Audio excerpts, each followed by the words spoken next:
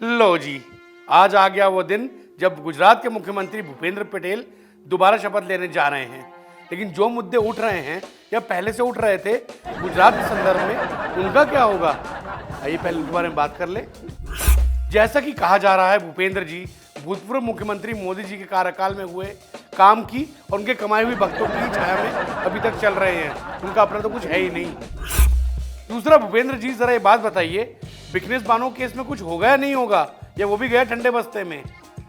संघ की प्रयोगशाला कहे जाने वाले गुजरात में हिंदू और हिंदुत्व के खिलाफ कुछ सुनने को मिले या कोई कार्रवाई होती दिखाई पड़े, ये वैसे तो मुमकिन नहीं है, पर चलो उम्मीद पे दुनिया कायम है।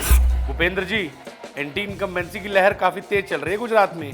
विशेषज्ञों का मानना है कि बीजेपी के राज में पिछले 24 सालों में साक्षरता, बेरोजगारी, गरीबी जैसी बुनियादी मुद्दों पर कोई खास ध्यान नहीं दिया गया है। भूपेंद्र जी सोच लीजिए, लोगों में असंतोष की भावना काफी बड़ी और चढ़ी हुई है। बहुत कठिन है डगरपन गटकी, जल्दी से भर लाओ आसपास से मटकी। भूपेंद्र जी, मोरबी ब्रिज दुर्घटना का क्या हुआ? जिन 135 लोगों की दुखद मृत्यु हुई, उनके परिजनों को क्या जवाब देंगे आप?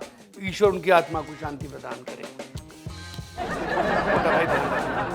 जनता अगली बार वोट करते वक्त ये वाक्य भूलेगी नहीं। भूपेंद्र जी, आप सरकार तो बनाने जा रहे हैं गुजरात में, लेकिन पिछले कुछ समय से जो सरकारी पेपर लीक और एग्जाम्स पोस्टपोन होने में निरंतरता आई है, उसके बारे में क्या कहना है? जनाब, सरकारी नौकरी के लिए जी तोड़ मेहनत कर रहे युवाओं के टूटते आत्मबल को आप क्या मुंह दिखाओगे? भूपेंद्र जी, बेसिक एजुकेशन और स्वास्थ्य सेवाओं की भारी कमी है गुजरात के गाँव में।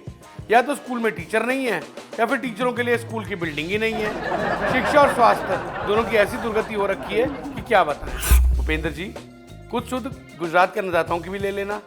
जगह जगह प्रदर्शन हो रहे हैं, किसान त्राहिमाम कर रहे हैं। लगातार पिछले 2 सालों से आई बाढ़ के चलते हुए नुकसान का जो हज़ारों ने मिलना था, वो अभी तक तो मिला नहीं है। गुजरात की सड़कें, जो एक समय गुजरात की शान थी, अब उनका बुरा हाल ही गुजरात की पहचान बन चुकी है।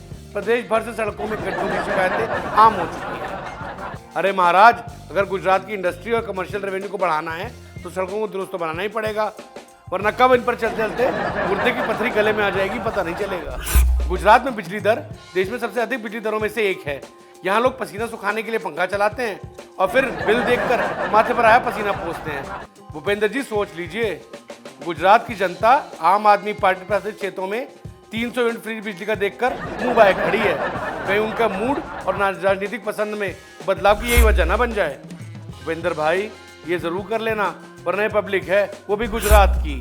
भूपेंद्र जी, एक बात बताइए, सरकारी योजनाओं की पूर्ति के लिए लोगों की भूमि अधिग्रहण कहाँ तक जरूरी है या कहाँ तक सही है? चलो माना कि आपकी सरकार ने जनता के हित के लिए भूमि अधिग्रहण पर कार्य किया, पर असंतोष लोगों को समझाना भी तो आप ही का काम है, या नहीं? जो काम समझाकर हो सकता है उस पर अधिग्रहण का लांछन क्यों लगाना? भाई, जैसे अहमदाबाद और मुंबई के बीच में हाई स्पीड बुलेट ट्रेन का प्रोजेक्ट, वडोदरा मुंबई के बीच में एक्सप्रेसवे, ये सब बातें आपके हित में जारी की जा रही हैं, वरना हमें क्या अगली बार विपक्ष में बैठकर कांग्रेस या फिर आप या फिर किसी और पार्टी को निहारते रहना। धन्यवाद।